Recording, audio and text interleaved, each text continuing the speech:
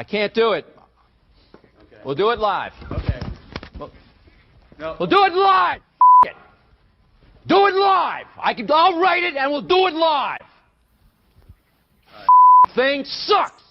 Here we go. It's a live version. It's the first time we've ever done a live Old Crimson taping of the podcast. Of course, always brought to you by the great Flat Stick Pub, Andy Largent and his wonderful crew there at Flat Stick Pub. Ladies and gentlemen, Washington State University has their next football coach with local ties.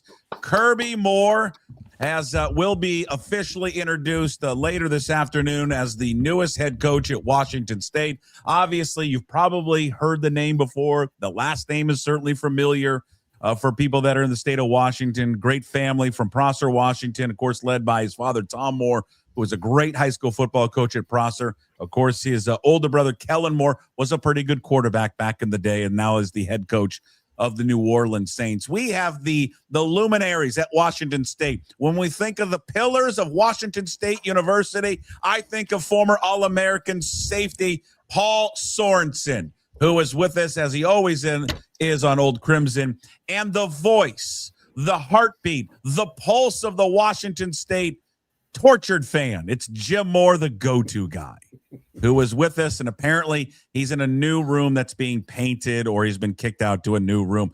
Boys, we're going to do an emergency show here. We won't go too long, but I just want to get your first reaction. Paul, first reaction to Kirby Moore being hired. I think it's an excellent hire. You've got a young up-and-coming coach, 35 years old. You've got a guy from an unbelievable coaching tree, with regard to what Tom did, who was revolutionary down at Prosser. I mean, he was running a 5 wide receiver set back in the day when nobody did that. And really, those kids sat in the office. They grew up with football. They watched offense kind of develop, out there just outside of, Tri-Cities, and basically grew up in that tree. And then, of course, his brother went on and had an outstanding career at Boise State. He was an outstanding wide receiver, turned down offers at Stanford, Washington State to go to Boise State to be a receiver, and I think, and in fact, the last 3 years, that offense at Missouri basically averaged over 30 points a game. They were number 1 in rushing last year in the SEC. They were number 4 on third down conversions. They were a handful. And basically that offense, that coach got a new contract because of what that offense was able to do. I think this is a great out-of-box hire. I think it's a great hire because he loved Washington State. He wanted to be a Coug. He's coming back. He understands what it takes. Going into the Pac-12 in 2026, this is sending a message to the rest of the teams in the conference that Washington State's not freaking screwing around. They're going to come in and they're laying down the wood and they're going to come after you and they're going to get back to what Cougs like, which is high-level offense, throwing the ball around the field, making it exciting again so Jim Moore doesn't shit the bed and get grumpy because they don't score any points in the second half. I never got grumpy over that this year. You were grumpy after Idaho. You wanted to fire him after the first Oh, game. That's right. I was grumpy after Idaho. Everyone was grumpy after Idaho. I was grumpy after Idaho, too, so that's true. Yeah. Jim, your reaction to Kirby Moore. Well, second choice for me to Neuheisel, of course. And, I was texting with Neuheisel today, and he was hoping, hoping against hope that something would happen, but didn't quite work out for him. He hadn't really heard anything about Kirby Moore being hired. But, yeah, I think everything Paul says about him, I'm just getting up to speed on Kirby Moore, to be honest with you. I mean, certainly know about his brother and his dad. So everything Paul's saying about what he did at Missouri, I mean, the cynical part of me is like, okay, we're hiring another young coach. How long is he going to last? And we tend to think that because he's from Prosser, which is what, I don't know, 100 miles from Pullman, something like that, maybe 80, whatever, that maybe that'll be the impetus. And Paul, I like what you're saying, that he wanted to be a Coug before he went to Boise State. But yeah, that's for me. I just want to know, can we get him to commit to 2 years instead of 1 or 3? Is that possible? Or is that unlikely? Well, I think whoever they would have hired, there's always going to be the natural reaction of how long. I mean, and I get it. Yeah. Even if it was Neuheisel, I think it was anybody that they would have hired. It was a Brett Vegan or Ward at Arizona State or Nansen, even though he's a Coug. Any one of these guys, Parson, you hire just because that, unfortunately for them, in the last few years, and really in its entirety, it has been a coach looking for that next step. Now, it's been more prevalent here lately. And I don't think any Cougar fan, and it's going to be a hard one. I don't think any Cougar fan today, but I understand it. Should we go, well, when is he going to leave? I mean, I just got a text from, a group text of all my fraternity brothers that I was in. And the second one is gone in 3 years. And it's like, all right, before we get to he's gone in 3 years, if they have success in 3 years and he moves on, then it's a good thing. I mean, they've always been able to rebound and find another coach. And I would just say that no coach is ever here forever. They never will be. And I would say for Kirby, whenever he's introduced officially, Paul, I wouldn't get up there and talk about loyalty or talk about a time frame. I would just go up there and say, hey, listen, I'm here now. I'm committed to making this the best program that we possibly can. At his age, I don't think anyone should expect him to say, well, I'm here for the next 15 years. Yeah. Just let's see what he can do here in the next few years into this new conference. I'm curious to eventually when the contract comes out, what can they do? Betsy Cantwell has talked about making it, something where we can see it through 5-6 years until the new media deal. But I think it's a great hire. I really do. I think, Puck, a couple things to look at, and I understand because we've been through this. Jim Moore, we went through this in the 4 coaches in 4 years with Sweeney, Sherrill, Powers, and Walden. So I understand the heartache those poor kids are going through, with Dickert and Jimmy, and now, now the new guy coming in. So that's 3 coaches in a very short period of time. But a couple of things. One, you're having success. You're having coaches that are winning that are getting cherry picked. Yeah. So that's not a bad thing. You're going to bowl games 9 out of 10 years. Now you take the COVID year out of that, that was a one-off. So you're winning. So you're building a lot of good, positive things. And now you've got a president that comes in and says, I want to win. I want football and athletics to be kind of the porch to the university. I want us to go out and raise $20 million so that we can compete and do some things.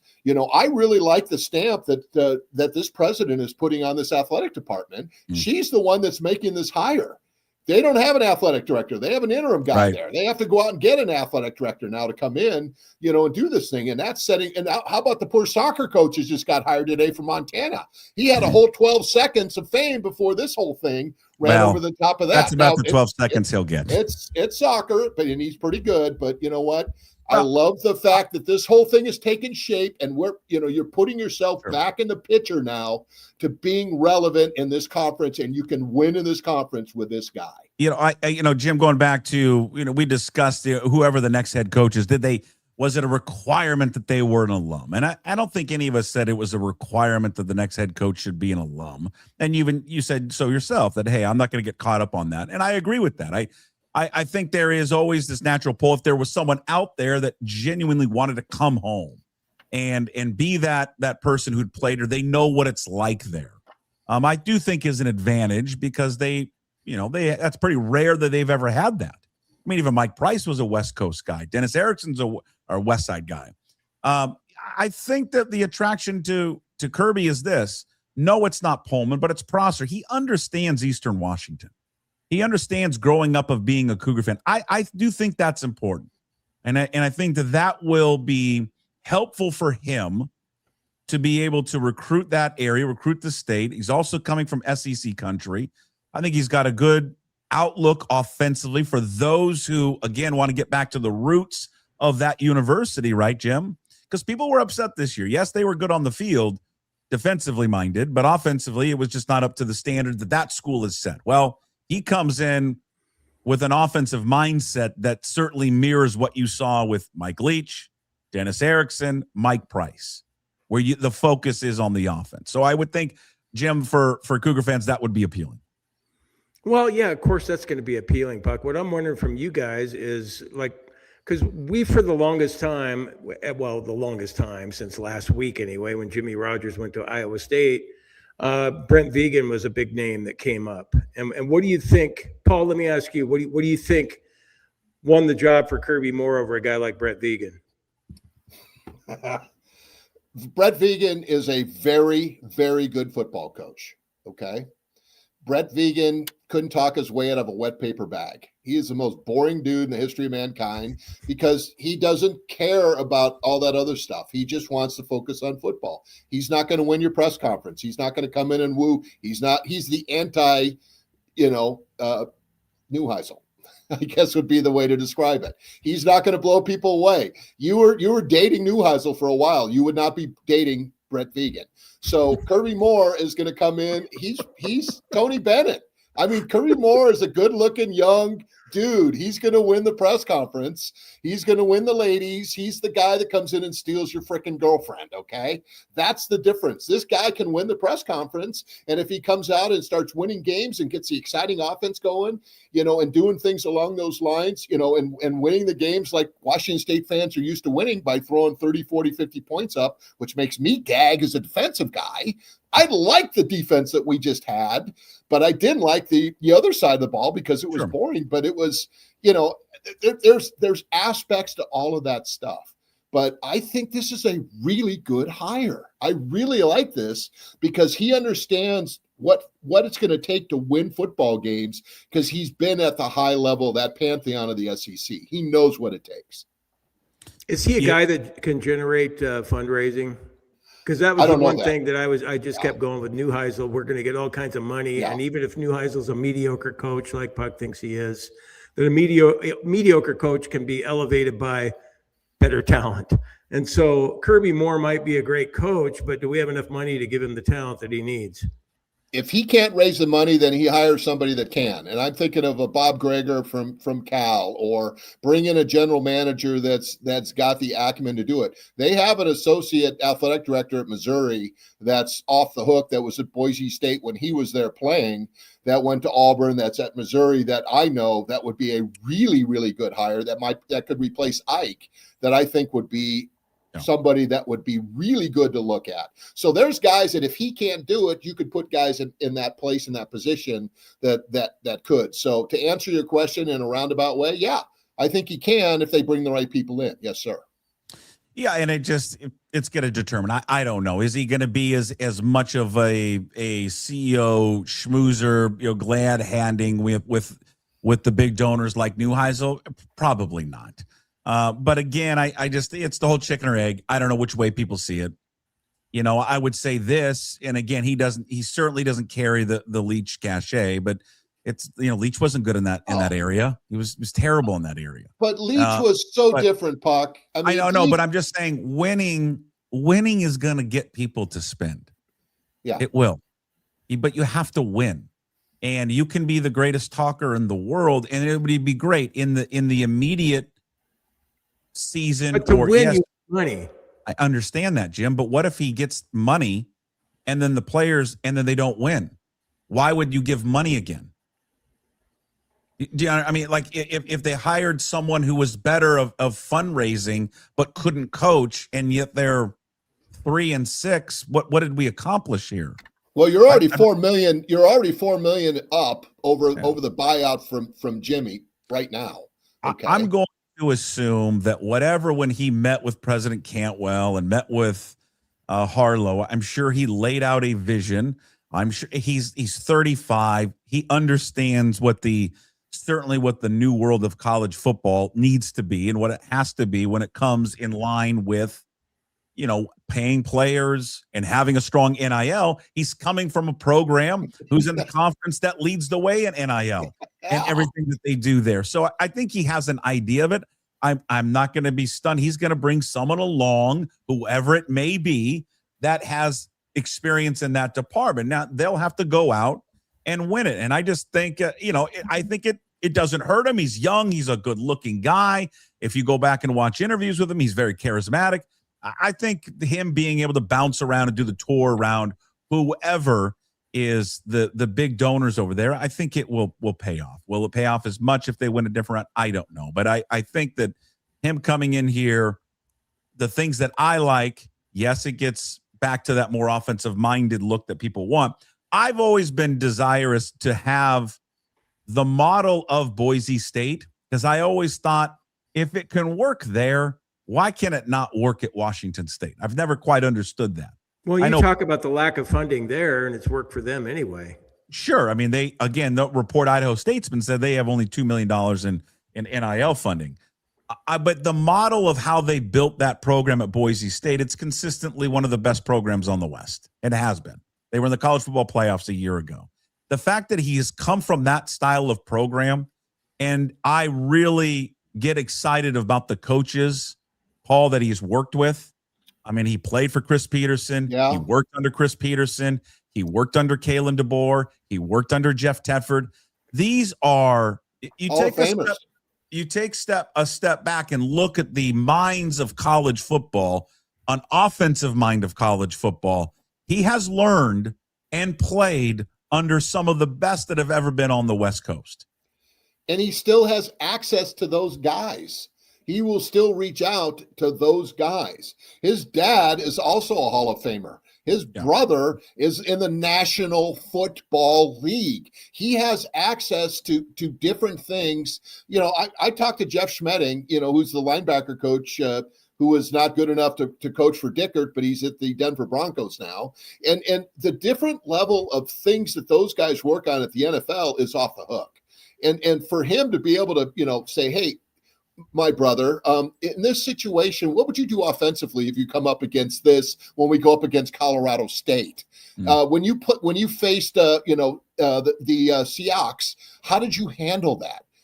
There might be a couple little things that pop out of there that could be interesting to work on. So Absolutely. He's got a level playing field that's different than most other people. And that's a great point that you make, that you're dealing with Hall of Fame guys that he grew up underneath. And being able to be exposed to that is a huge, huge advantage. You know, and Jim, I think for you, I think for anyone, you've got to be able to, you know, and I think she said it, that there's a balance that she had to have. And she did that interview, I think, with Coug Fan about talking about where really in that interview with Coug Fan, she had eliminated Rick Neuheisel. She needed a contemporary coach. And she said that once she said contemporary, he was gone. And I even think I would even say contemporary probably took Johnny Nansen out, somebody like that.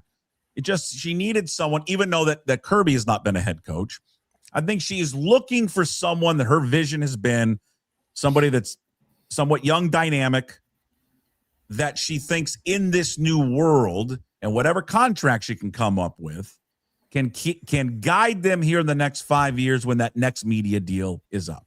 Because I think that's her vision, and it's a correct one. Her vision is, can we get to this 5 years? Because when that deal is up, we can reposition ourselves in whatever this new world of college football will look like. No, I'm perfectly fine with it. I think I was saying earlier this week that, of course, I was infatuated with Neuheisel and the thought that he could bring money and national exposure and all that. I might have been misguided with all of that, but I, still think that it would have been fun to have him as the coach there, even though a lot of people don't. But still, Kirby Moore, everything that you guys are saying right now, I wasn't really up to speed with what he brings to the table, and so I'm excited about it. And if the search firm, Betsy Cantwell, John Harlow, if they all came to a conclusion that, and we can't pay through the nose for a new coach. I saw that he makes $1.5 million there at Missouri. What are we going to pay him? Maybe $2 million, somewhere in that neighborhood. Yeah, when you're talking about paying a coach $2 million, you're not going to be able to have the pick of the litter. So I think it's a win-win, really. I'm excited about it. I love the fact that he's from Prosser. You talked about Eastern Washington and the familiarity with that and playing at Boise State. There's just all kinds of reasons to like Kirby Moore, and I'm excited about it. Yeah. The $2 million, though, guys, will be one of the top coaches in the new Pac-12. I mean, it's setting the bar. I think Moore is in the $2 million range, at Colorado State. And I think Shepard's underneath that at Oregon State. So they're positioning Washington State to be that kind of top-tier program. And I think Betsy Cantwell is putting herself in a position, for that next level of reorganization, because we've already been left out. She doesn't want to make it 2 in a row. She wants to go out and win, so that makes it hard for us to get left out again. And I think that's a great strategy, because we don't want to get left out because it sucked. And the last time, I think the only time they played a Kirby Moore-led offense, do you remember what that was? Anybody? Any guesses? It is ending this weekend. The Jimmy Kimmel LA Bowl. Oh, in which Fresno State dismantled crushed us. Washington State 29-6. Ooh. Yeah, Jay we were short Kaner- a lot of players, though. Sure, they were short players for sure. Yeah. But Jay Kaner that day was 24-36 for 280 yards, 2 touchdowns. They rushed for 32 times for 221 yards in that game. I remember coming out watching that game going, Jesus, man. Like, if you told me who's the Pac-12 team, certainly not us. Yeah, we had a lot of players out and all that, but can he bring some players from Missouri with him? Sure, why wouldn't you? Missouri, for people who don't know, Missouri, where Columbia is, they actually reference it as the Pullman of the South. Yeah. Yeah, it's been widely known. We'll show them the Pullman of the Northwest if they'd like to come and join us. We'd be happy to welcome them. And Jim will be there without any pants on to greet you. Yeah. Well, we can't do no, that we're joke retiring anymore. that comment. Okay, well, I'll just help you along there. I just wanted to make sure people knew. And that here's was- the thing. Now like, can I go back to my cynical self for a second? No. Because No, before you not go yet. to We're not- cynical, let's I'm gonna wait a before you little go to cynical, I'm gonna tell you right now, and you're gonna laugh at this. You know what? You know what's available in that little town he's from? In Prosser? Yeah. I don't know. There's got to be a good dive bar. There's got to be a diner. No, there's a lot of money in that town. Oh, Got to be tons a of money. motel. There's a lot of money in that town. Wine. A lot of money. There's a lot of good and wineries. lots of money. Are they Cougar fans? Well, they are now. Are they? And everybody in a town that small knows. I would Moore host a family. scrimmage there in the spring. I would go to the high school, have Dad bring the scrimmage, bring the Cougs out, and put it at Prosser High School and have a little scrimmage. How about that? Yeah. First that'd thing be I good. do. Okay, you ready for my cynical side to reappear? Can't wait. Oh, Okay, that's- what if we go 10-2 next year and win the Pac-12 and make it in as the 12 seed in the college football playoff? Oh boy. Okay, that would be great, right? Hey, quit rubbing your head, Sorensen. I know what you're going to say, and it's Okay, so then, and we're paying this guy $2 million. There's going to be a Michigan out there or somebody like that Sure. that's going to go, Jesus Christ, look at this kid from Prosser, what he accomplished in Pullman. Let's give him $6 million. Let's triple his salary, and we're going to be going through this again. Yeah, well, but And then unfortunately, when he's that's hired by Michigan, that's he's going our to selling say, point, "Hey, Jim. you know, we're going to beat effing Ohio State." Yeah, like Roger. but isn't that the reality of every program in America, though? Yeah. Okay. All right. you know, every one of the teams, every one of the bowl teams, Toledo, new head coach. James Madison, new head coach. North Texas, new head coach. Could be Washington, new head coach. Washington State, new head coach. Every one of the teams that we played and beat or played, Ole Miss, new head coach. Everybody's doing that. It's just the nature of the beast right now. And that's the thing about WSU. Come to Washington State, go 500, triple your schedule. I mean, or triple your salary. Nevada, the head coach of Nevada, uses that as a recruiting pitch. Sure, Choke. absolutely. I'm not kidding you. Come here for 2 years and Oregon will make you a millionaire. Yeah. I mean, It was one of the most honest, I think, reactions from a head coach I've ever seen when he said that. and it's true. That's the sad part. Yeah. So why is that something? Embrace it. So I know it sucks and things have changed. And as Coug fans, we have to change with it. Okay. We can't get upset about it. We just have to fight it. And we have to enjoy what we have and then either go along with it or keep getting hit in the face with a 2x4 and being grumpy about getting hit in the face by a 2x4. And I know people have asked, what kind of system is it? Does it mirror more what Mike Leach ran or more of what they ran with Kalen DeBoer and Tedford? It's more of Kalen DeBoer, Tedford. He's not. Well, it's not Paul air said raid. it. I mean, Missouri's a good running team this year. Number one. We were never a good running team with Leach. No, it's a hybrid of what you watch with Alabama. I mean, and what you saw at Fresno and what you saw with Chris Peterson and Jeff Tedford. It's all of that. It's not air raid. He uses a lot of tight ends, a ton of tight ends but they run a ton. And, but again, it's quarterback friendly. He's just a very good, you can Google his name. And there's a bunch of videos out there of just watching him break down plays and break down offenses. I mean, it starts with his father. I mean, if anyone doesn't know who Tom Moore is, I mean, Tom Moore might be the greatest head coach in the state of Washington. And certainly probably the best offensive mind in high school. He's the Mike sports. Leach of Washington State. Yeah. Honestly, I mean, his offenses are copied to this day.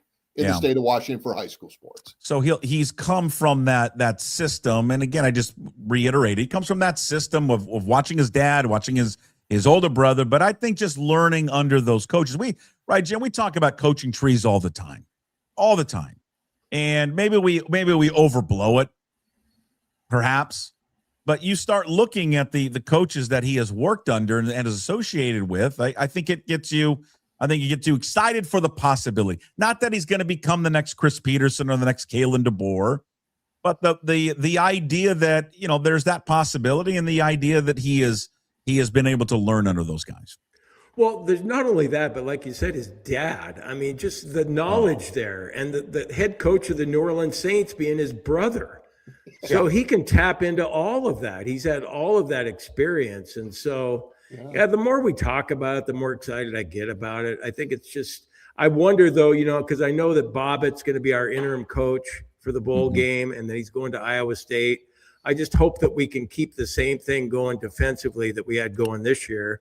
And I imagine he's well connected in that area too, so that we're probably not going to be disappointed with whoever he brings in as his defensive coordinator. Well, and then Paul and I have talked about this, but someone that is on the Missouri staff will have a familiar name with a lot of Coug fans, and that would be Chris Ball. Chris Ball has been on the Missouri staff for the last few years. Chris Ball was on the staff at Washington State. He should be a familiar name to everybody. Arizona on the State defensive side. Yeah. Head coach at Northern Arizona for 5 years. And highly respected coach, good recruiter, good guy. Yep. Yeah. Knows the West Coast. Yep. Actually has a really good Polynesian connection as well. He's one of the guys that has done a great job in recruiting up and down the West Coast. And he also has great legacy with a lot of ex-Cougs in terms of in the coaching reign as well. So I expect to see Chris come back to the Northwest. So, okay, as we sit here right now and try and do the big picture thing, have we gone from like being pissed off that Rodgers left the way he did to being happy that he did? Bye. It's over. New regime. Let's go. Yeah, I'm good. I mean, what I'm hoping for is that he we're wasn't going to even here that long enough to get, to know. Yeah. Well, I'm hoping that we're going to look back a year or two from now and go, God, I think it's a blessing. That jerk left. I think it's a blessing, Jim. I do. I think if he would have waited a year and a half, we'd have been down this road into the new Pac-12. I think this is actually a blessing for the Cougs, because now we have a new jumpstart starting into the real big boy conference.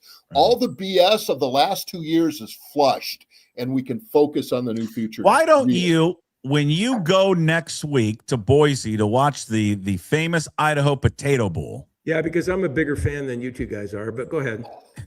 Ow. That hurts. Well, you're not going to the game. I may have to take a bus down there, but I may go if I can. Okay, go ahead. That was kind of a cheap I shot. want you to put your reporting hat on and go talk to people around Boise, Idaho about the great Kirby Moore. You've seen some college numbers he if put up. If they're in the same bar I'm in, I'll ask them. Maybe you can write it on slapshot.com or whatever the thing that you do that you charge 14 cents for. It's slapdick.com. Jesus. Jim Moore, the fuck you Jim guy. Moore, the go-to guy. Slapdick.com. Okay. I want you, and I bet you there's someone that's on that staff as well. I mean, do a little homework and see if you can talk to somebody at the You Boise. act like I don't do any.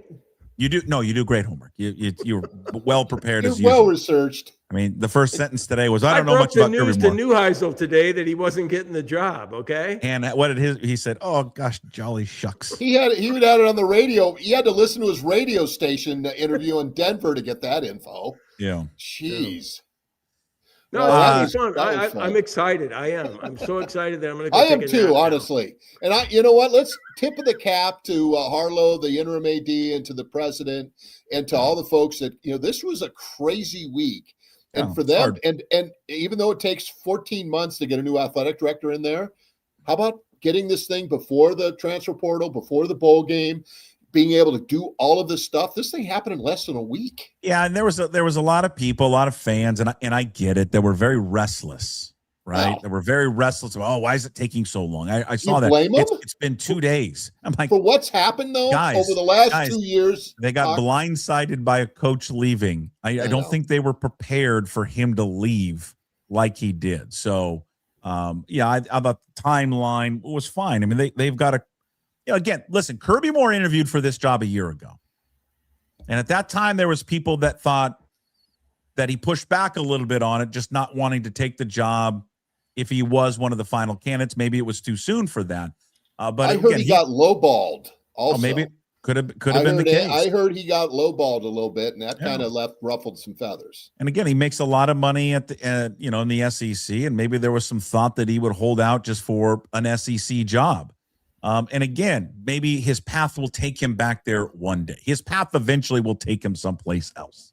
But I think in the meantime, you're going to get someone. I would say this to any Coug fan that's going to be, well, he's only going to be here for a couple of years. Did you like the Dennis Erickson 2 years? Mm-hmm. Everybody liked it, right? Was it fun? It was a great time. And then when Erickson left for Miami, we all understood. Okay. He won 2 national championships. He ended up, and we brought him back like a couple of years ago. I was there, and I think we put him in our Hall of Fame, and people are just gushing all over themselves. He's an unbelievable coach.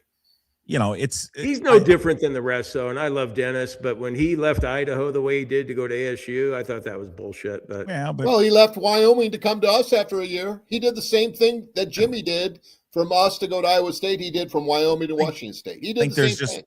I think there's people. I think for him, whatever his ultimate goal is going to be, I think he wants to cut his chops as a head coach here. And then again, this doesn't mean that what I'm hoping with all of this. I hope he has great success. I think we all do. I don't, whether you like the hire, don't like the hire, whatever. I hope everybody wants success for the football team. And then if he, whenever that you hope that he sets the groundwork for it to be successful 10, 15 years, that it runs, a smooth model that we have. Again, I'll go back to Boise State. What you've seen at Boise State. I just love the model of consistency that they have had in that football program. When you go all the way back to Dan Hawkins, I mean, you think about it. Dan Hawkins, Dirk Cutter, Chris Peterson, Brian Harsin, now Spencer. I mean, they have gone through a lot of coaches. What has not changed? The way they play football every year is the same.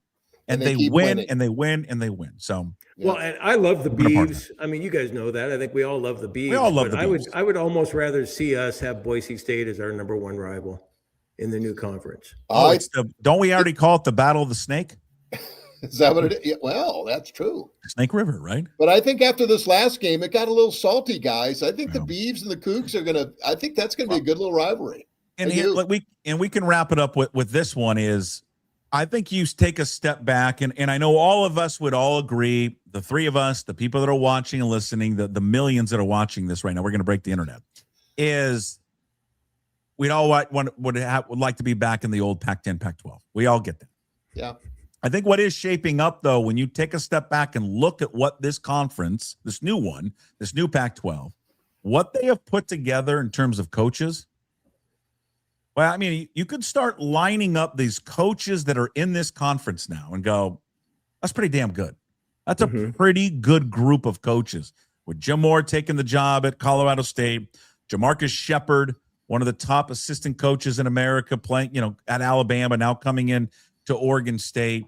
Whether Sean Lewis leaves San Diego State or not, he is considered one of the best up and rising coaches in America. We'll find out what Kirby Moore is going to be like. The Fresno State coach is that from that lineage of Craig Won Bohl. national championships at North Dakota State. Yes, sir. You go to Utah State, I think is in good hands with Bronco Mendenhall. I mean, it is a real solid group of coaches, young and old, kind of up and down the tier of that. I think that when this starts next year, it's going to be pretty damn exciting to watch. I think so too, but what's our end game? We keep talking about 5 years when the next media rights deal is coming down the pike. Are we looking at hopefully being considered, because it's Power 4 now, is it going to go to Power 5? Is that what we want? Or do we want to be so successful that we could maybe be picked up by the Big 12? Or are we thinking more along the lines of, gee, I hope Cal and Stanford come back. We could add them and call it the Pac-10. I don't know. What is our end game? What's the ideal scenario for all of this 5 years from now? Paul? I think, honestly, I think what we want to do is have a situation out on the West Coast that we're comparable to the rest of the legitimate conferences in the country. Back to where we were when we were Pac-10, Pac-12, whether that's a Utah coming in or an Arizona State or a Cal or a Stanford or an SMU or whatever. I mean, you say Big Ten, but there's 18 teams, or the SEC with 18 or whatever the hell it is. If they're going to break off and they do that, then let's just get back to regional play and get back to, the Pac-12 with 12 teams and have 12 regional teams that we can play with and don't have to kill the kids flying all over the country. So I think the key is going to be into that tier, because you're going to have a limited resources with regards to television. The big money is going to go away. It's really going to be streaming, and it's going to be, that those days of the big numbers for, what NBC pays Notre Dame and what they used to pay for ESPN and Fox. I think that's going away. I think you're going to see it all in streaming, and, the linear TV thing is going to be really watered down. So I think she's trying to position this conference, along with Teresa Gould, to be part of that top 5 tier group, whatever that happens to be. I just think, Jim, I don't know what the exact end game is. I think the end game is that whenever that TV deal is up, they have put themselves in a position in this period starting next season, in this new look Pac-12 for the next 5 years, that they put the program, maybe even the conference itself, on such a tier that is attractive to the rest of college football. I think that's probably what her end game is. And then maybe who knows what it's going to look like. You can't predict what's happened in the last 2 years of it. So, looking ahead, what's going to happen there in the next 5 years, I don't know. Well, we haven't, I don't think we've seen anything official, although it's been reported by everyone, official statement yet from Washington State. Greg Woods, the spokesman review, has done just a fantastic job of reporting on this. Was outside the football building. He was taking videos of players leaving. He just made the comment, hey, they look happy. They seem, satisfied coming out of that meeting. So I'm sure that there will be a release soon by the one and only tennis superstar, Hall of Famer Bill Stevens, coming out later today, sports information director of the Stars. And then we'll probably have a press conference next week. We'll probably have to do the show live over in Pullman for the Kirby Moore press conference. More on more. You can be there, Jim. More on more. I'm in. I love any excuse to go to Pullman. I'm there. Of course you do. We can end up at the Coug. Just like, Dennis Erickson back in the day. You, me, Kirby, and we'll say, hey, Dennis used to come here all the time too. Let's just belly on up here, Kirby. You don't leave until we're done drinking. Hey, do you have your signatures up on the wall? Can we find them if we go in there, Puck and Jim? I know you probably scrolled yours in there. They've painted over them over the ones from 95. I don't think they're up. How about 1979? That's when I scratched mine in there somewhere. But I think it was in the bathroom when I was throwing up. Yeah, well, that's good. Well, when we go back there, we'll try to find where you threw up, Paul. It'd be great. Thank you for the emergency, Old Crimson. Thank you for joining. I appreciate it. Paul, get back to your real job. Jim, safe travels up north, and we'll talk to you guys next week. Paul, we'll talk to you next week when they make it official and we go over to Pullman. Great hire, and go Cougs. Go Cougs. Go Cougs. There he is, Paul Sorensen. There is Jim Moore, Jason Puckett. Emergency edition of Old Crimson in the books. Big thanks to everyone checking in. Appreciate it. We'll be podcasts later on all platforms. And big thanks to Flat Stick Pub for making it happen. We will talk to you down the road. And as always, go Cougs.